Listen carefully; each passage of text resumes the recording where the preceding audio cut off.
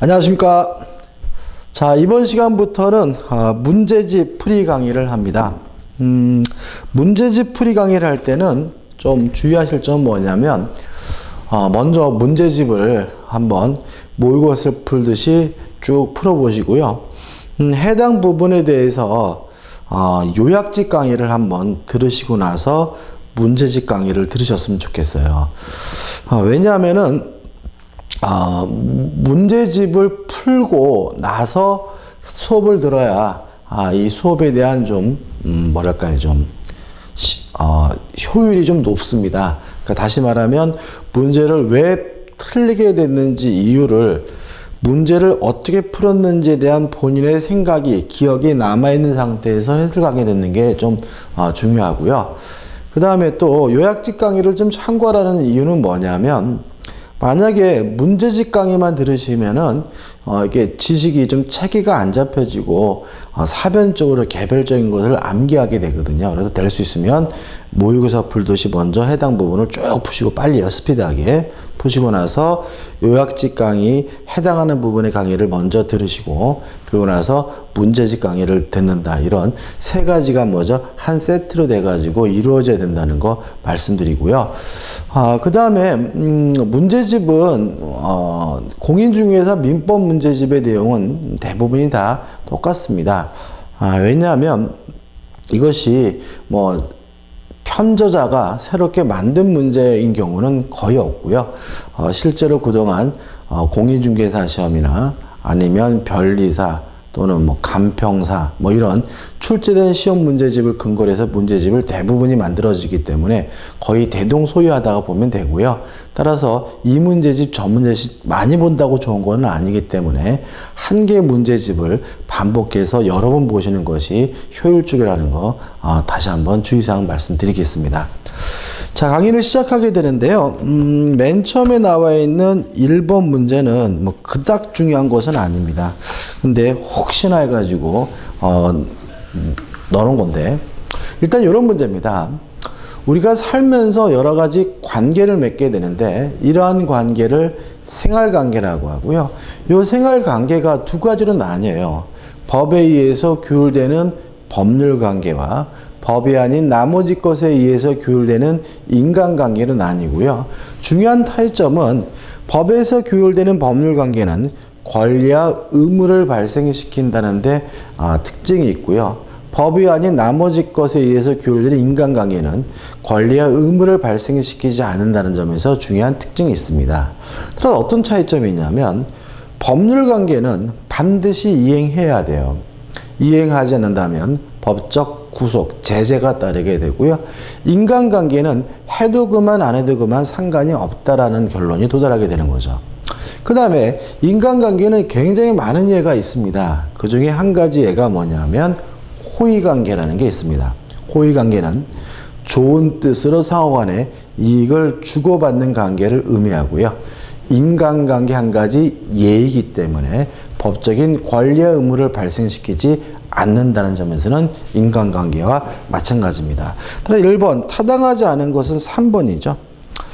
호의로 한 약속이라도 이를 어긴 경우에는 원칙적으로 이행 청구 및 강제 집행을 할 수 있다. X입니다. 권리와 의무를 발생시키지 않는다는 말은 해도 그만 안 해도 그만 상관이 없다는 의미이기 때문에 답은 3번이 되는 거죠. 2번입니다. 자, 우리가 앞에 이제 기본서나 요약지를 보게 되면 맨 앞에 이제 법률 요건, 법률 설명이 나오는데, 가장 중요한 부분은 뭐냐면 적법행위에 관한 부분입니다. 적법행위가 두 가지로 나뉘죠. 그 행위 속에 의사표시가 들어있으면 법률행위고요. 의사표시가 없으면 뭐가 되는 거죠? 준법률행위가 되는 거죠. 따라서 법률행위라는 건 뭐냐면 의사표시가 들어있는 적법행위가 법률행위가 되고요. 법률행위 특징은 그 효과가 그 속에 들어있는 의사표시에 의해서 원하는 바에 따라서 결정된다는 특징이 있고, 법률행위는 계약과 단독행위 두 가지가 있는 거죠. 이에 반해서 준법률행위는 의사 표시가 없는 적법 행위를 말하고요. 따라서 준법리 자체는 효과를 결정해 줄 만한 요소를 갖고 있지 않습니다. 따라서 준법리 행위는 무엇에 의해서 효과가 결정이 되냐면 법률 규정에 의해서 효과가 결정이 되게 되는 거죠. 그러면 법률 규정에 의해서 효과가 결정되는 준법률이 뭐가 있느냐? 이 정도는 기억해 두셔야 되는데, 의사의 통지는 준법률행위고요. 대표적으로 최고와 거절이 의사의 통지다. 그 다음에 관념의 통지도 준법률행위인데, 관념의 통지는 뭘 말하냐면 객관적 사실을 상대방이 알려주는 사실의 통지를 말하고요. 그 다음에 이러한 것들을 제외한 나머지 모든 준법률행위를 통틀어서 뭐라 그러냐면 사실행위라고 한다. 이 정도는 좀 기억해 두셨으면 좋겠습니다. 그럼 보자고 2번. 다음 중 그 법적 성질이 다른 법률 사실은 1번 사원충의 소집 통지나 시효 중단 사유로서의 채무의 승인이나 공탁의 통지나 5번의 채무자의 채권 양도의 승낙은 객관적 사실을 알려주는 거니까 다 뭐가 되냐면 관념의 통지가 돼요. 이에 반해서 4번 무권들이 상대방에 대한 본인의 추인 거절, 최고와 거절은 뭐가 되죠? 의사의 통지이기 때문에 답은 뭐죠? 4번이 되는 거죠. 3번 문제입니다. 법률 사실과 법률 요건에 관한 설명으로 틀린 것은 중요한 문제죠. 1번 임대차 계약은 청약과 승낙이라는 의사표시의 합치로 성립하는 법률 요건이다. 맞습니다. 2번 어떤 사정을 알지 못한다는 의미에서 선의도 물론 뭐죠? 법률 사실이고 3번 시간의 경과는 사람의 정신적인 의하지 않는 법률 사실이고요. 이런 것을 우리가 뭐죠? 사건이라고 하는 거죠. 4번 무권대리 행위의 추인 여부에 관한 상대방의 최고는 의사의 통지입니다. 여기까지 다 맞아요. 그 다음에 생각해 볼 거 5번인데 최고는 의사의 통지고요. 의사의 통지는 준법률행위이기 때문에 효과가 무엇에 의해서 결정이 되냐면 법률 규정에 의해서 결정이 되거든요. 따라서 5번 민법 제552조에 따라 상대방이 최고했음에도 최고에다가 둥글뱅이를 좀 쳐보시고요. 해제권자의 통지가 없기 때문에 해제권이 소멸한 효과는 내가 둥글뱅이 쳐보면 최고의 효과는 당사자 의사에 근거한다. X점. 최고는 준법률행위고요. 최고 효과는 무엇에 의해서 결정이 됩니까? 법률 규정에 의해서 결정이 됩니다. 당사자 의사에 의해서 결정되는 것은 계약과 단독행위 같은 법률행위 하나이기 때문에 답은 뭐죠? 5번이 되는 거죠. 4번 문제입니다. 서로 연결된 내용이 맞지 않는 경우는 이렇게 나와 있는데 2번 보시면 상속은 포괄승계가 맞아요. 그렇지만 사인증여, 사망을 원인으로 한 증여는 포괄승계가 아니라 특정승계이기 때문에 답은 뭐죠? 2번이 되는 거죠. 이런 얘기죠. 제가 암소리 안 하고 죽으면 저의 재산이 한꺼번에 다 넘어가니까 상속은 뭐가 돼요? 포괄승계가 되는데 죽기 전에 제 친구한테 이렇게 얘기했습니다. 내가 죽으면 내 자동차를 너에게 줄게. 그러면 제가 죽으면 자동차를 공짜로 주니까 이게 뭐죠? 사인증여가 되는데 제 재산권 중에 제 친구에게 넘어가는 것은 자동차에 대한 소유권만 넘어가기 때문에 포괄승계가 아니라 특정승계가 되는 거죠. 답은 2번이네요. 넘기셔서 5번. 준법률행위인 것은 이렇게 나와 있죠. 답은 뭐죠? 3번 최고죠. 최고는 의사의 통지고 준법률행위입니다. 나머지 것들은 뭐죠? 다 단독행위고 법률행위에 들어가는 거죠. 심화 사례 문제입니다. 권리 변동에 관한 설명 중 틀린 것은 1번 건물을 신축, 시효취득, 동산의 선의취득은 누구한테 넘겨받은 것이 아니라 맨 처음으로 권리를 취득하는 것이기 때문에 원시 취득에 해당한다. 맞는 지문이고요. 2번 갑이 을소유 토지를 저당 잡은 경우 저당권이 설정됐다 그래서 을의 소유권이 소멸되는 것은 아니기 때문에 설정적 승계에 해당한다. 맞는 지문이죠. 3번 1순위 저당권이 소멸되어 2순위 저당권이 순위 승진됐어요. 그러면 여전히 똑같은 저당권이긴 한데 좀 더 힘이 센 저당권이 되기 때문에 이런 거는 우리가 작용의 변경, 힘의 변경이라고 하죠. 따라서 권리의 내용상의 변경이다. X가 되는 거죠. 3번 갑이 소유하던 과의 을에게 매각하여 그 소유권을 상실했다면 갑의 입장에서만 소유권이 없어지는 거기 때문에 상대적 소멸이고요. 5번 상속이죠. 상속은 포괄승계입니다. 포괄승계는 이전적 승계 한 가지죠. 다시 말하면 이전적 승계가 다시 매매와 같은 특정 승계와 포괄승계로 나뉘죠. 따라서 상속은 권리 이전적 승계다. 맞는 지문이 되겠죠. 넘겨보시면 이제 챕터 2 해가지고 법률행위 일반에서 기본 개념 문제가 나오고 있습니다. 1번 다음 중 법률행위인 것은 4번 공탁, 임치 계약입니다. 다시 말하면 법률행위죠. 물건 보관계약으로 보고 나머지 것들은 아닙니다. 1번 변제나 3번 유실물 습득이나 5번 사무관리는 사실행위로 들어가고요. 2번 부당이득은 사건으로 취급하기 때문에 답은 4번만이 되는 거죠. 2번 문제입니다. 좀 중요한데 우리가 법률행위의 성립 요건 하면 어떤 개념이 떠오를 필요가 있냐면 요물계약이라는 개념이 떠오를 필요가 있죠. 왜냐하면 요물계약이란 계약, 법률행위가 성립되기 위해서 일정한 물건이나 행위가 필요한 계약이 요물계약이거든요. 따라서 앞으로도 이 문제라도 성립 요건 하면 요물계약이 떠오르고 요물계약은 세 가지입니다. 네 가지인가요? 계약금 계약, 보증금 계약, 대물변제, 현상광고. 요 네 가지는 요물계약이라는 것까지 꼭 기억해 두셔야 됩니다. 답은 뭐죠?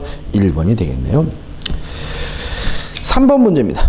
법률에 관한 다음 설명 중 옳지 않은 것은 1번 법률행위는 사적 자치를 실현하기 위한 법률상의 수단이 된다. 맞는 질문이고요.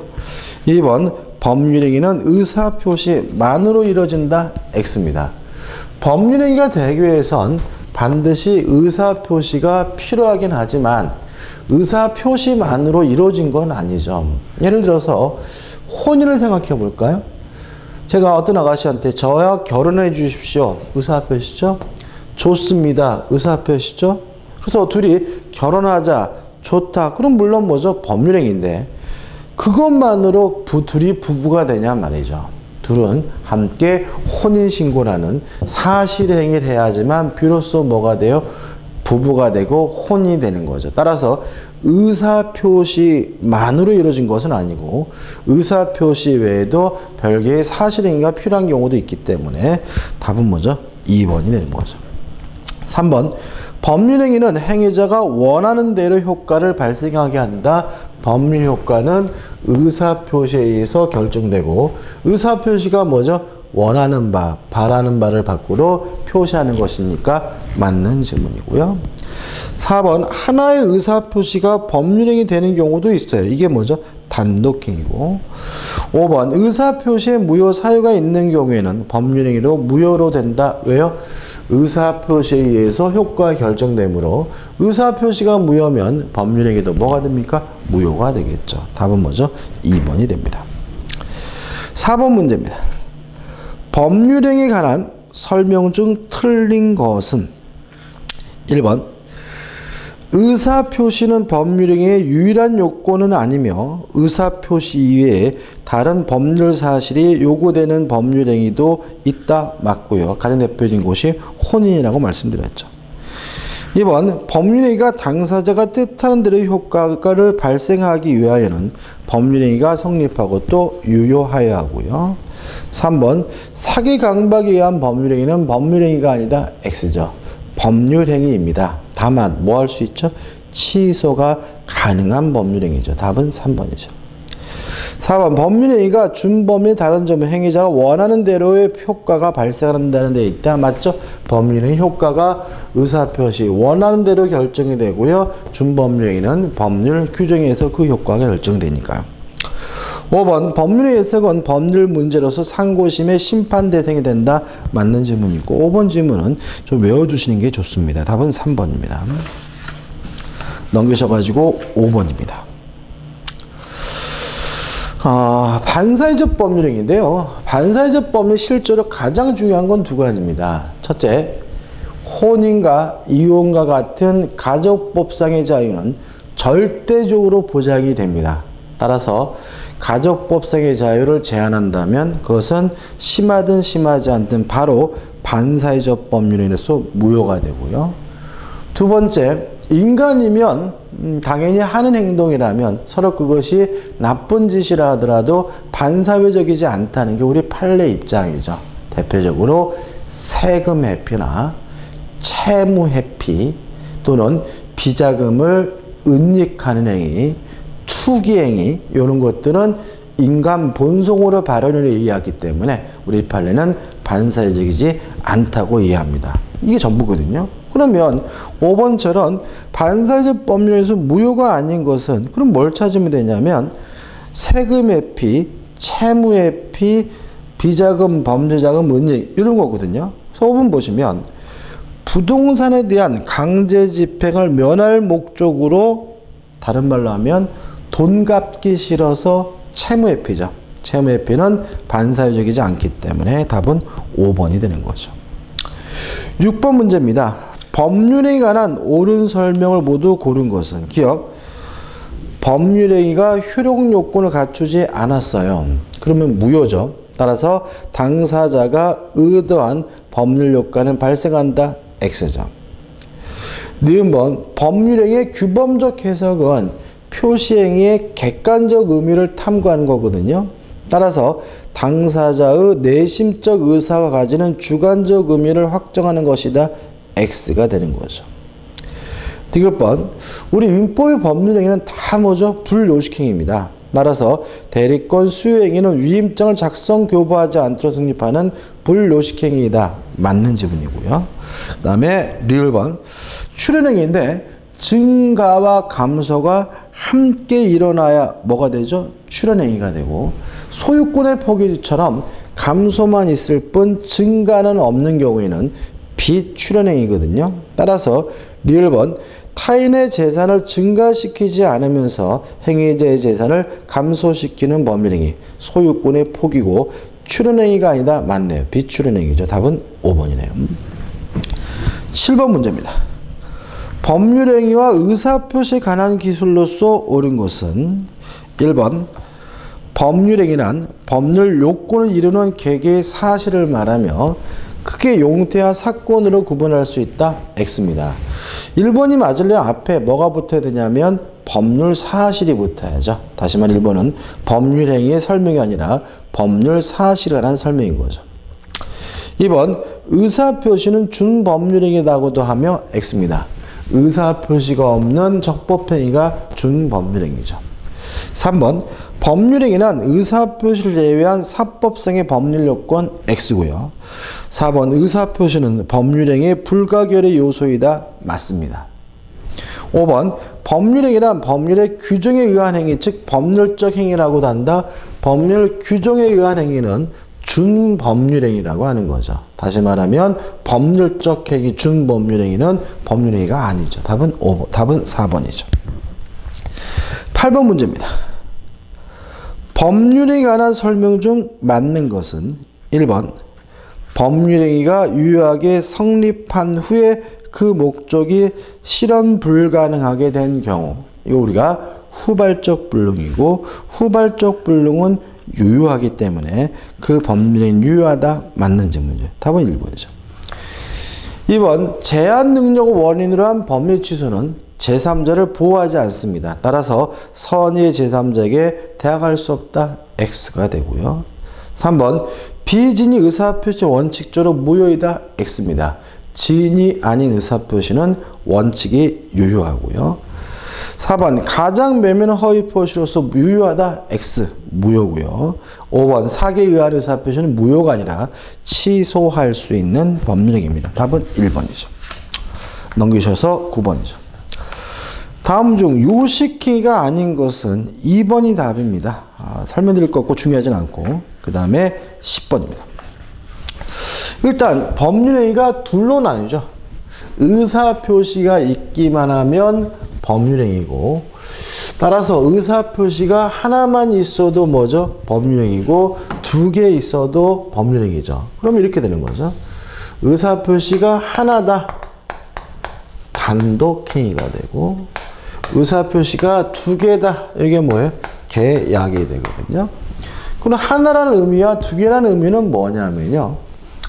승낙을 얻어야지만 성립하는 법률행위가 뭐가 되냐면 계약이 되고요. 승낙을 받을 필요 없이 일방적으로 하는 법률행위 우리가 단독행위라고 합니다. 자, 그럼 문제 보자고요. 10번 다음 중 단독행위가 난 일반적인 설명으로 맞지 않는 것은 1번 단독행위는 일반적으로 조건과 친하지 않는 법률이다. 맞습니다. 왜냐하면 단독행위는 승낙을 받지 않고 일방적으로 하는 것이기 때문에요. 2번 단독행위는 원칙적으로 법률에 규정이 있는 경우 허용된다. 맞습니다. 이거 우리가 단독행위 법정주의라고 하고요. 왜냐하면 단독행위란 승낙을 받지 않고 일방적으로 하는 것이니까요. 3번 수인의 당사자가 하나의 단독행위를 하는 경우도 있다. 수인의 당사자가 하나의 단독행위 물론 어떻게 할 수가 있겠죠. 뭐 소유권의 포기 이런 거. 4번 재단법인 설립행위는 상대방 없는 단독행위다. 맞는지 좀 기억해 두시고요. 답은 5번입니다. 증여는 계약입니다. 따라서 증여도 상대방으로부터 승낙을 얻어야지만 성립하고요. 따라서 5번 증여는 상대방이 있는 단독행위라는 지문은 뭐죠? X가 되는 거죠. 자, 이번 강의 여기까지 하고요. 다음 강의 때 이어서 들어가도록 하겠습니다. 감사합니다.